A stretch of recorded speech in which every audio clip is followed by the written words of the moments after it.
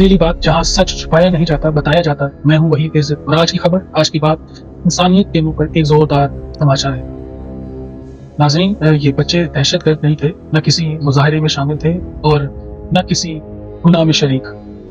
وہ صرف کھیل رہے تھے، جی ہاں وہ صرف کھیل رہے تھے۔ خیبر پختونخوا کے ضلع لکھیم آباد کے ایک گاؤں میں 5 معصوم بچے اس وقت زندگی سے محروم ہو گئے جب وہ ایک ان ایکسپلوڈڈ شیل سے کھیل رہے تھے جو اچانک پھٹ گیا اور 12 بچے شدید زخمی، کئی کی حالت نازک اور بعض کے جسم کے اعضاء تک ضائع ہو چکے ہیں۔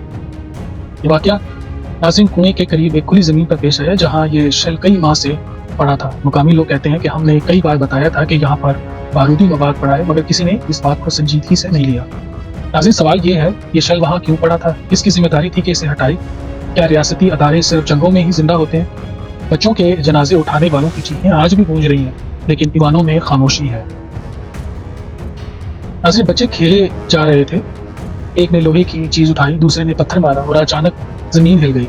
ایک مقامی شخص روتے ہوئے کہتا ہے، ہم نے لاشیں اکٹھی کی، ایک بچے کا ہاتھ نہیں مل رہا تھا، دوسرے کا چہرہ پہچاننے کے قابل نہیں تھا۔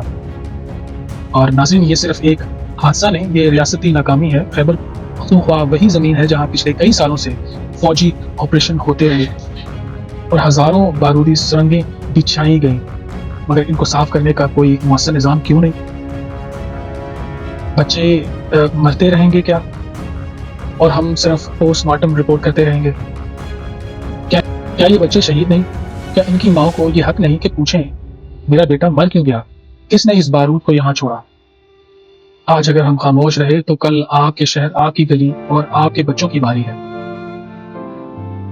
میں ہوں وہی عزت، آپ دیکھ رہے ہیں ڈیلی بات۔ یہ صرف خبر نہیں تھی، بات نہیں تھی، یہ جنازہ تھا، اور اس جنازے کو ہم نے سنا، سمجھا اور دنیا کے سامنے رکھا۔ اگر آپ بھی چاہتے ہیں کہ ریاست جاگے تو اس ویڈیو کو شیئر کریں، لائک کریں اور سچ کی آواز کے ساتھ کھڑے ہو جائیں۔ اللہ حافظ۔